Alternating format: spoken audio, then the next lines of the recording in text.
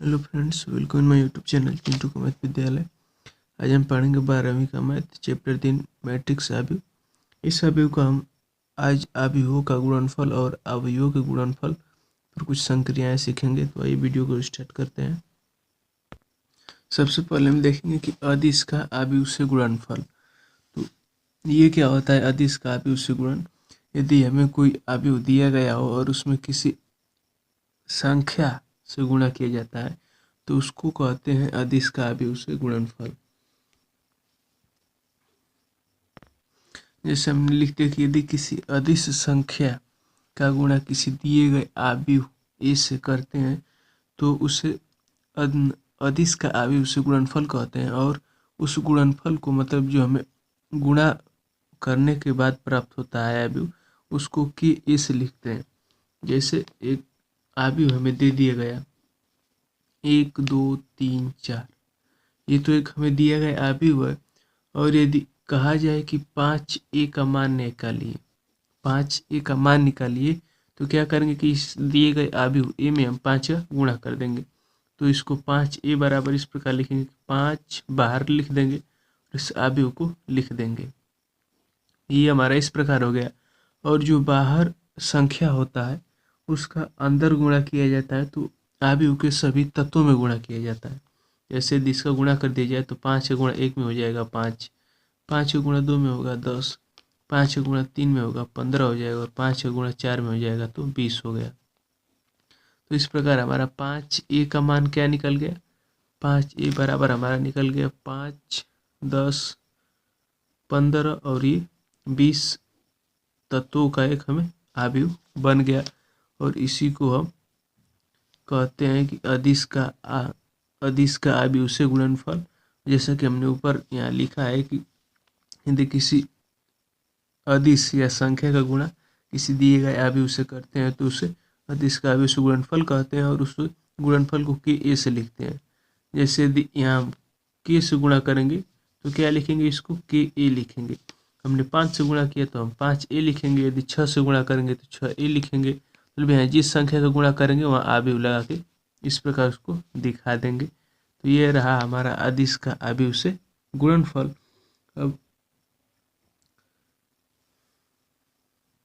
अब इसके आगे हमें एक छोटी सी प्रमेय पढ़ना है जो कि अवयवों का योग से गुणनफल। इसके बाद हमें एक छोटी सी प्रमेय पढ़ना है जिसको हम कहेंगे कि अवयवों के योग में अदिश गुणनफल का बंटन। इसमें जैसे यदि कोई अदिश का गुणा किया जाता है तो उसको अवयवों के योग में किस प्रकार बांटा जाएगा।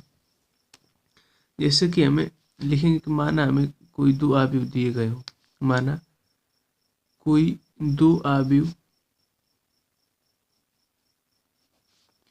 ए और बी दिए गए हैं।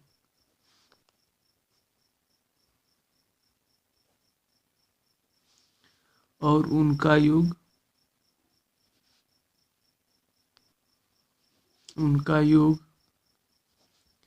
ए प्लस बी है। तब से कोई अवयव हमें ए प्लस बी दिया हो और उस ए प्लस बी के अवयवों के योग में कोई अदिश गुणा किया जाए, तो जैसे ए प्लस बी ये दो अवयवों का गुणनफल है और इसमें हमें किसी अदिश के से गुणा करना हो तो इसको इस प्रकार बांटा जाता है कि के ए प्लस के बी। ये जो अदिश है वो दोनों अवयवों के अलग अलग गुणनफल के योग के बराबर हो जाता है। जैसे यहाँ क्या है, इन दोनों अवयवों का योग में के का गुणा हुआ है और ये कुछ इस प्रकार बढ़ता है कि दोनों अवयवों के अलग अलग के का गुणा ए में करेंगे, फिर के का गुणा बी में करेंगे और दोनों का अलग अलग गुणनफल आ गया, फिर उसका योग निकालेंगे तो ये हमारा दोनों बराबर रहेगा। इसी नियम को हम कहते हैं कि अवयवों के योग में अदिश गुणनफल का बंटन नियम। आइए इसकी उत्पत्ति देख लेते हैं। जैसे मान लिया कि यहाँ कोई हमें ए और बी अवयव दिया गया है, तो ए हमारा जो अवयव दिया गया है वो ए आई जे रूप का है और जो बी हमें दिया गया है वो बी आई जे रूप का है। इसका ये अवयव के तत्व का व्यापक रूप होता है। तो यदि हम a प्लस बी निकालें अवयवों का योग, तो इसको हम कुछ इस प्रकार लिख सकते हैं ए आई जे प्लस बी आई जे। ये ए आई जे और ये बी आई जे, और हमें इसमें के का गुणा करना है अवयवों के योग में। तो यदि हम इसको के का गुणा कर देते हैं के ए प्लस बी बराबर, तो इसके का गुणा इसके तत्वों में भी होगा, तो के गुणे ए आई जे प्लस बी आई जे। इसमें आई और जे लिखा जाता है, वो आई पंक्ति को डिनोट करता है और जे स्तंभ को, और ए और ये बी ये जो होते हैं ये अवयव के तत्व होते हैं। जैसे कैपिटल ए अवयव का अवयव को कैपिटल ए से लिखते हैं तथा अवयव के तत्वों को स्मॉल लेटरों से लिखा जाता है और अवयव को बड़े लेटरों से लिखा जाता है। तो इस प्रकार हो गया, तो के का अंदर भी गुणा हो जाएगा, तो इसको तो उसी प्रकार रहने देंगे ए प्लस बी बराबर के ए आई जे प्लस के बी आई जे। और ये बस ये कंडीशन रहनी चाहिए कि ये जो अवयव होने चाहिए ये दोनों यम यन क्रम और कोटि के रहने चाहिए। तो इसको यम यन हम इस प्रकार लिखते चले आएंगे, यम गुणित यन। ये ए और बी दोनों अवयव एक ही क्रम अथवा कोटि के होने चाहिए, या तो 2/2 के हो या तो 3/3 के, या कुछ भी हो, लेकिन दोनों बराबर होने चाहिए। तो इनका अवयव एन बाई एन क्रम एन बाई एन लिखते चले आएंगे।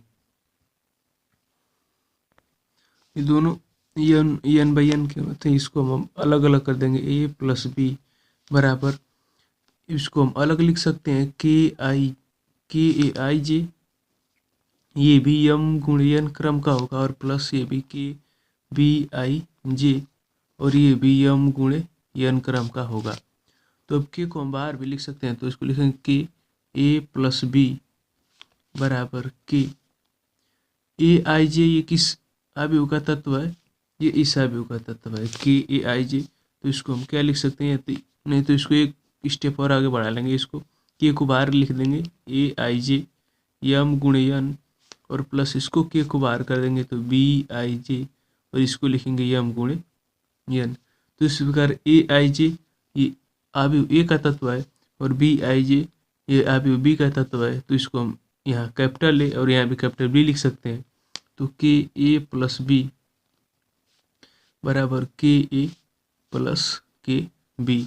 इस प्रकार ये हमारा अदिश का अवयवों के योग में अदिश का गुणनफल का बंटन नियम हमारा सिद्ध हो गया। अलग अलग हमने ए प्लस बी के योग में बी का के का गुणा किया, और हमारा सिद्ध हुआ है कि के में ए में के का गुणा करेंगे और बी में के का गुणा करेंगे और दोनों का योग कर देंगे तो ये हमारा आ जाएगा। तो इसी को हम कहते हैं कि अवयवों के योग में अदिश गुणनफल का बंटन नियम। ये तो हमारा हो गया। अब इसके बाद हमें अवयवों का गुणा या गुणनफल पढ़ना है। आइए देखते हैं अवयवों का गुणा कैसे होता है। तो यदि हमें दो अवयव दिए गए हो ए तथा बी, तो उनका हम गुणा तभी कर सकते हैं जब ए अवयव में स्तंभों की संख्या बी अवयव के पंक्तियों की संख्या के बराबर होनी चाहिए। यदि हमें दो अवयव दिए गए हों, यदि हमें दो अवयव ए और बी दिए गए हों, तो उनके बीच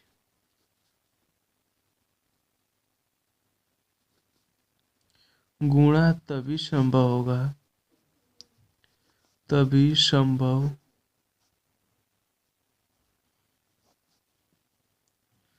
हो सकता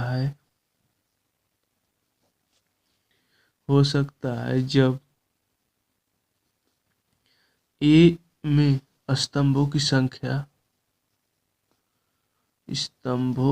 संख्या बी में पंक्तियों की संख्या के बराबर हो। ये सिर्फ ये गुणा का एक शर्त होता है। बी में पंक्तियों की संख्या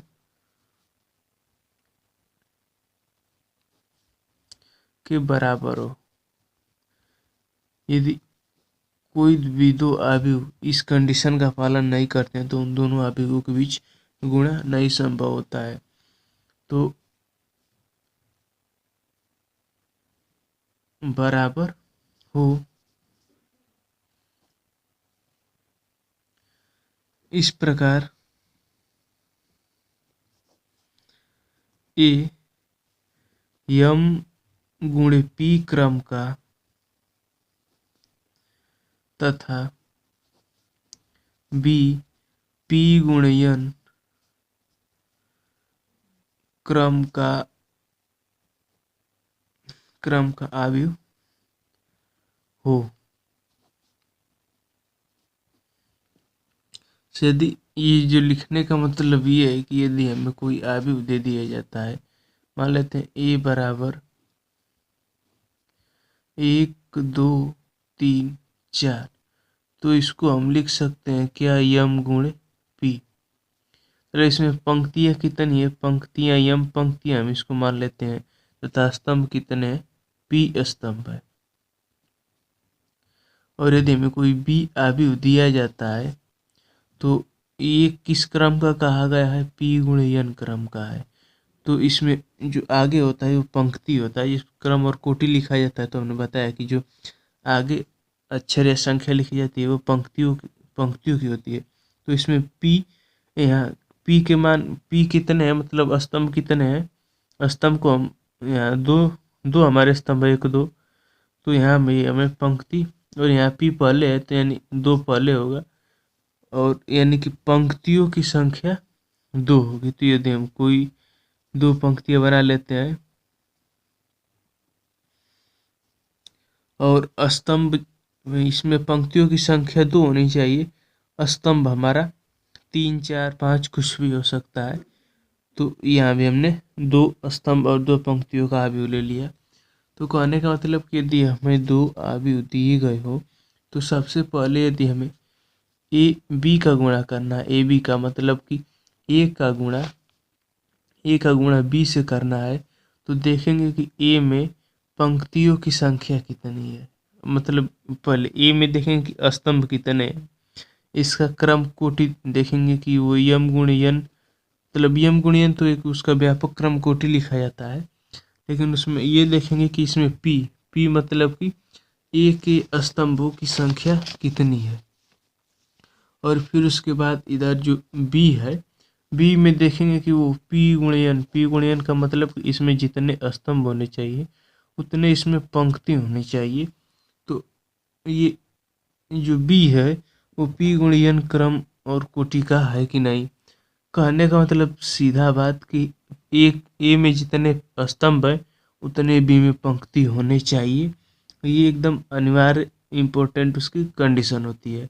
यदि ये कंडीशन फॉलो नहीं करता है तो 2 अवयवों का गुणा नहीं होगा। और यदि यहीं पे कोई बी ए का गुणा करने को दिया जाए, जैसे कि बी का गुणा ए में करना है, यहाँ क्या है कि ए का गुणा बी में करना है, यहाँ बी का गुणा ए में करना है, तो बी में देखेंगे कि बी में कितने स्तंभ है, और जितने बी में स्तंभ है उतने ए में पंक्ति है कि नहीं है। तो जैसे हमारा अवयव का गुणा करने को कहा जाएगा वैसे हम पंक्ति और स्तंभों को देखेंगे। तो ये तो रहा इसका कंडीशन। अब आइए देखते हैं कि गुणा कैसे करते हैं। जैसे यदि हमें कोई 2 अवयव दिए गए हों ए और बी, तो सबसे पहले इनका इस ए का क्रम कोटि क्या है, पंक्ति 1 2 और स्तंभ 1 2, तो इसको 2 गुणे 2 का कहेंगे, और ये भी 2 गुणे 2 का हुआ। तो अब ए में देखेंगे हमें ज्ञात क्या करना है कि ए बी मतलब ए और बी का गुणनफल ज्ञात करना है। तो ये देख लेंगे कि क्या ज्ञात करना है, ए बी ज्ञात करना है, मतलब 1 का गुणा बी में करना है। उसके बाद हम ये देखते हैं कि ए में कितने पंक्ति हैं।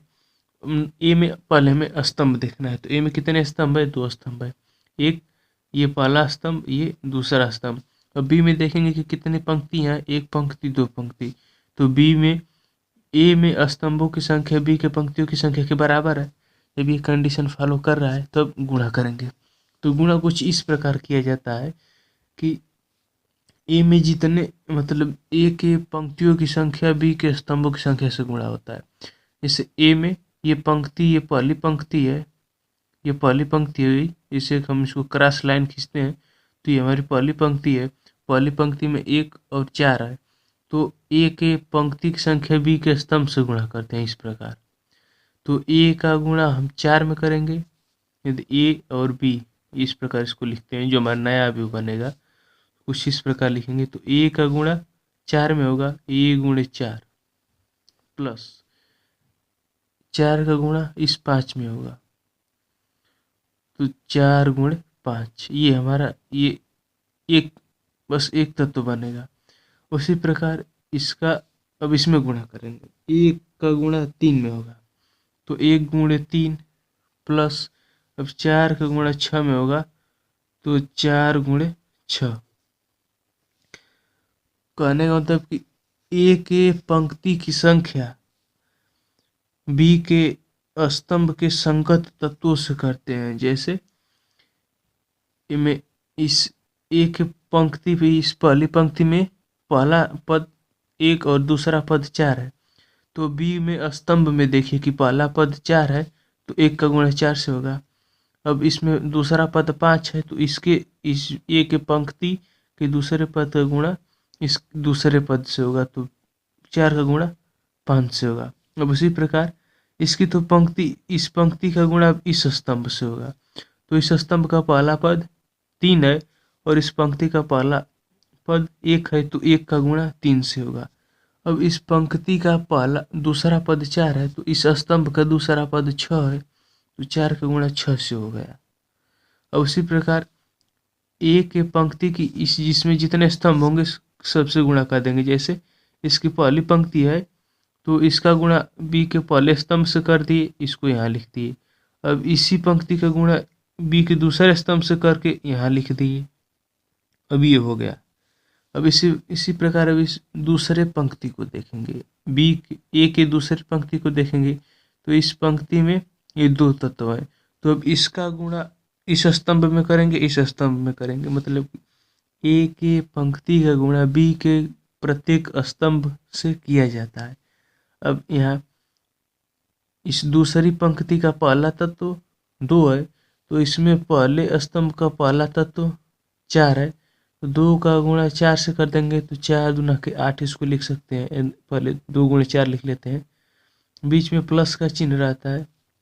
फिर 3 का गुणा 5 से होगा, तो 3 गुणे 5 लिख देंगे। अब ये सिर्फ एक तत्व बना। अब फिर उसके बाद इस 2 और 3 का गुणा इस स्तंभ से करेंगे, मतलब कि दूसरी पंक्ति का गुणा अब दूसरे स्तंभ से करेंगे। तो इस दूसरी पंक्ति का पहला तत्व 2 है और इसका पहला तत्व 3 है, तो इसको 2 गुणे 3 लिख देंगे और बीच में प्लस रहता है, और 3 का गुणा अब इससे होगा, तो 3 गुणे 6। तो इस प्रकार हमारा ए बी अवयव बनेगा। इसको लिखेंगे 4 एकम 4 हो गया, प्लस 5 चौको 20। अब ये 3 एकम 3 और प्लस 6 चौको 24। अब इन दोनों गुणा कर देंगे तो 8 और ये 5 3 15 प्लस 15 और ये 6 और प्लस 6 18।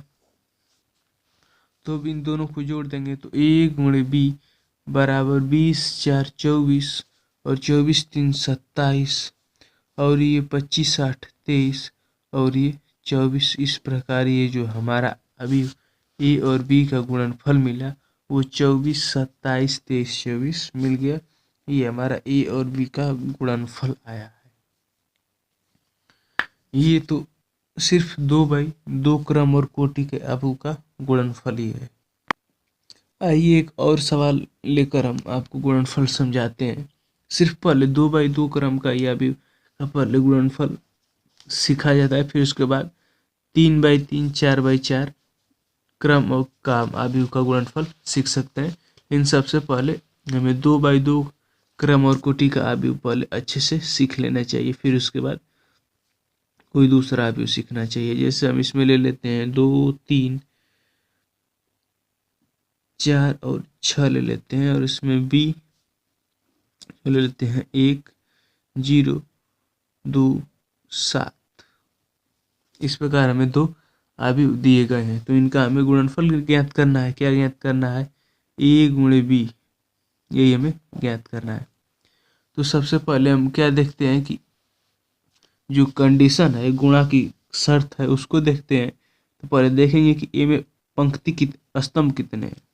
तो पहला स्तंभ, ये दूसरा स्तंभ। अब इसमें देखेंगे कि जितनी पंक्ति इसमें स्तंभ है उतना पंक्ति है कि नहीं। इसमें पंक्ति, एक पंक्ति, दो पंक्ति, तो इसमें दो स्तंभ है, इसमें दो पंक्ति है, तो मतलब कि हमारा गुणा संभव है। इतना पहले देख लेंगे।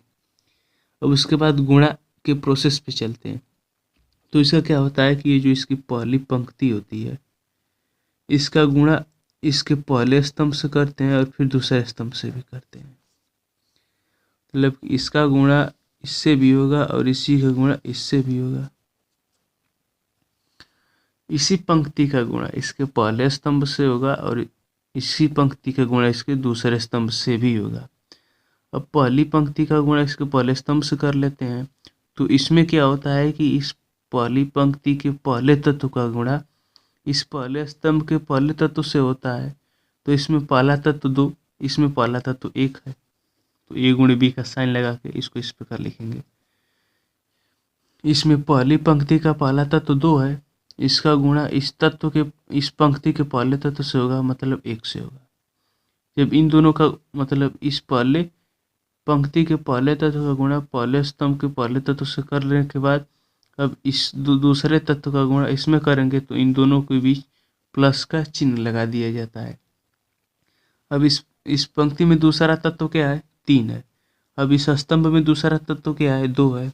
तो इस 3 का गुणा से 2 से कर देंगे।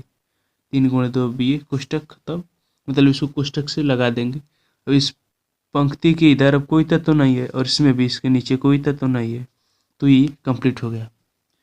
अब इसी पंक्ति का गुणा इस दूसरे स्तंभ से करेंगे, तो सेम वही प्रोसेस करेंगे।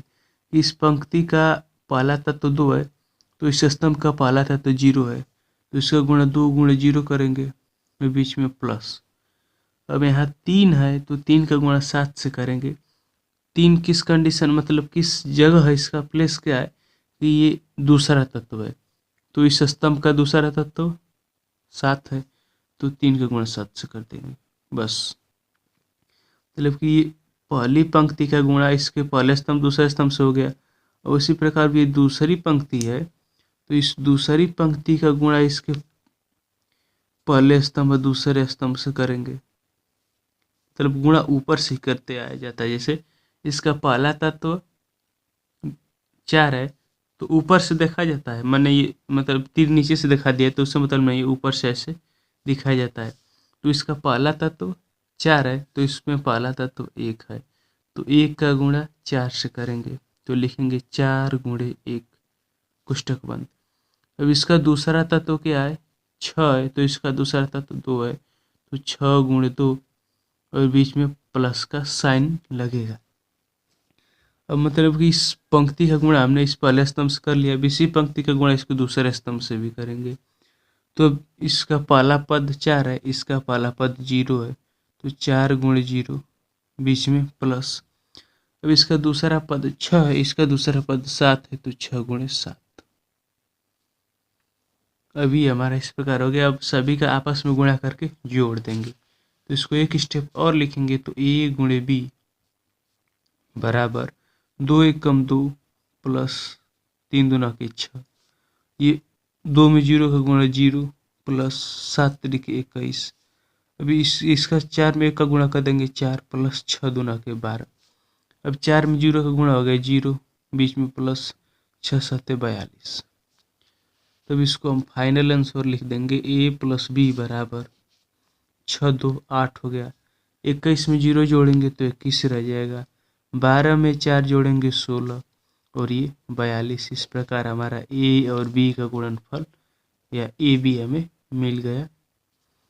8 21 16 42 4 तत्वों का एक हमें आव्यूह मिल गया। आव्यूह के गुणनफल में क्या होता है कि जितने क्रम और कोटि का आव्यूह होता है उसका गुणनफल उतना ही क्रम और कोटि का मिलता है।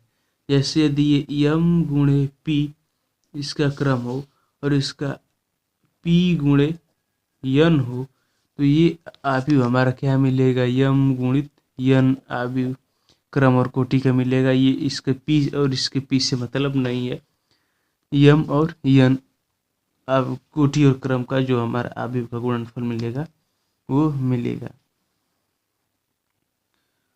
तो हमने दो दो क्रम के दो आव्यूहों को गुणनफल दिखा दिया। अब 3/3 या इससे ज़्यादा क्रम और कोटि का हम आव्यूह का गुणनफल देख लेते हैं। तो इसको भी देख लेते हैं वो कैसे होता है। ये हमें दो आव्यूह ए और बी दिए गए हैं और इनका हमें गुणनफल ए गुणे बी हमें निकालना है। तो इनका कैसे ज्ञात करेंगे, वही प्रोसेस है। सबसे पहले इसके देखेंगे कि गुणनफल की जो शर्त होती है उसको ये फॉलो करता है कि नहीं। तो इसमें पहले स्तंभ गिनेंगे, ये पहला स्तंभ, ये दूसरा स्तंभ, ये तीसरा स्तंभ। तो इसमें 3 स्तंभ है और पंक्ति 1 2 3, ये 3/3 या इसको यम गुणे पी कह सकते हैं, इसका व्यापक रूप। तो इसमें 3 स्तंभ है, तो इसमें अभी हमें पहले स्तंभ से मतलब है, पंक्ति कितने भी हो उससे कोई मतलब नहीं है।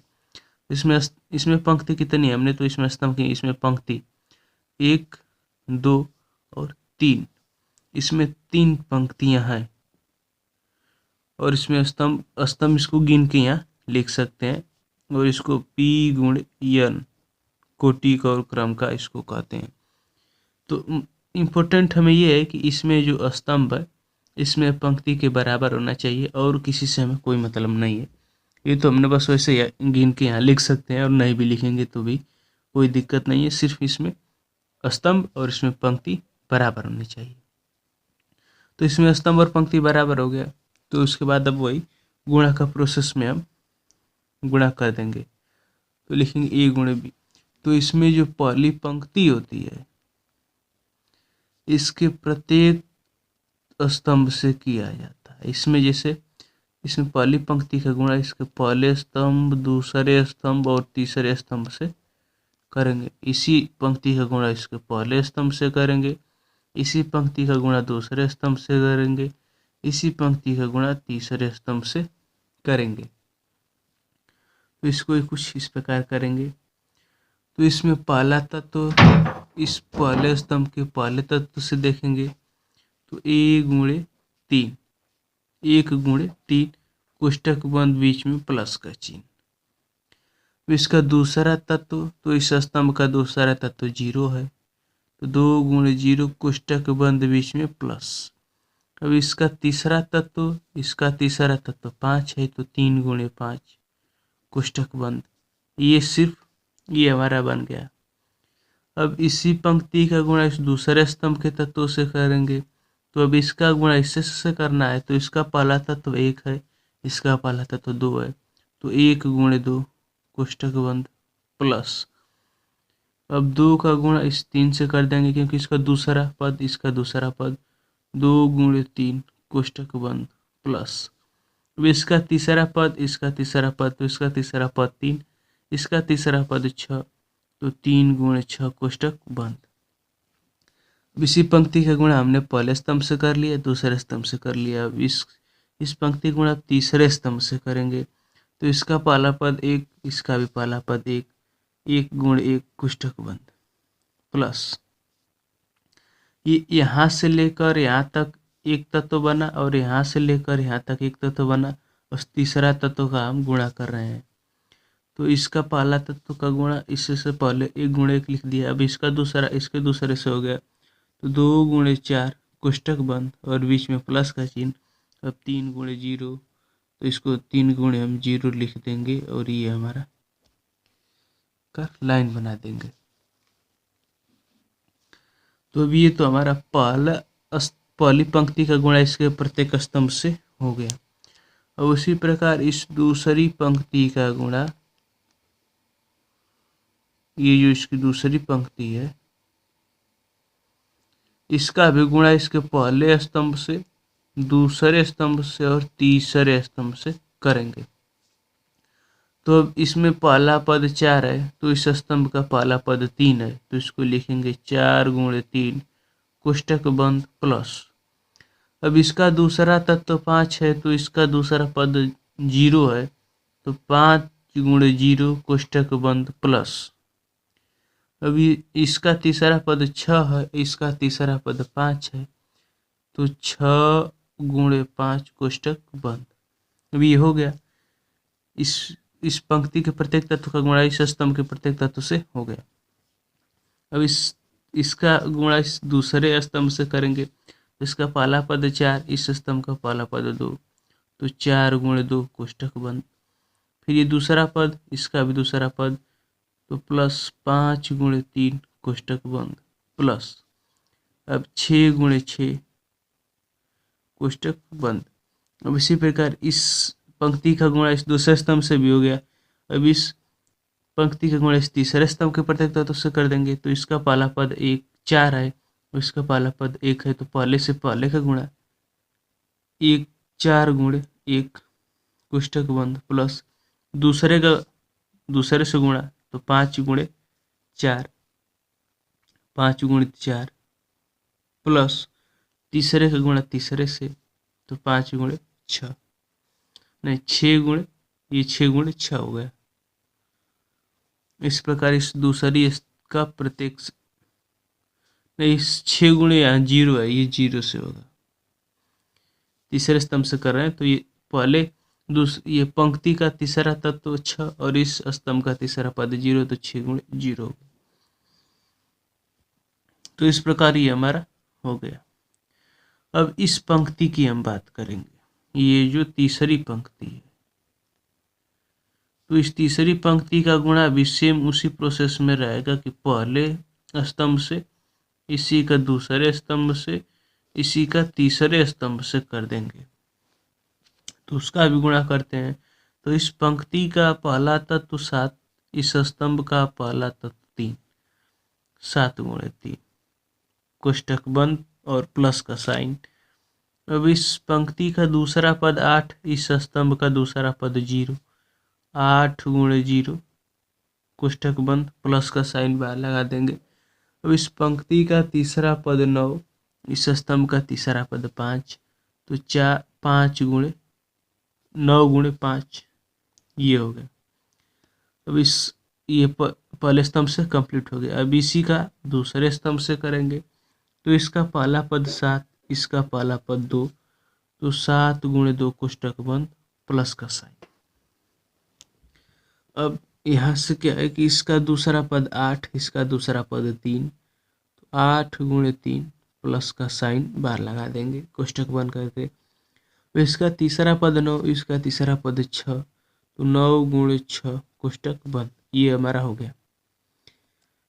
ये सिर्फ एक तत्व है, जब गुणा करके लिखेंगे तो ये पूरा एक तत्व लिखा जाएगा, इसलिए यहाँ से लेकर यहाँ तक एक तत्व है, यहाँ से लेकर यहाँ तक एक तत्व है, यहाँ से लेकर यहाँ तक एक तत्व है, क्योंकि हमने आपको बताया था कि ये जितने क्रम और कोटि का यहाँ यम गुणे पी और यहाँ पी गुणे यन है, तो जो हमारा गुणनफल का अभी बनेगा यन गुणे यम का होगा, इसमें से पी गायब हो जाएगा, पी से हमें कोई मतलब नहीं है।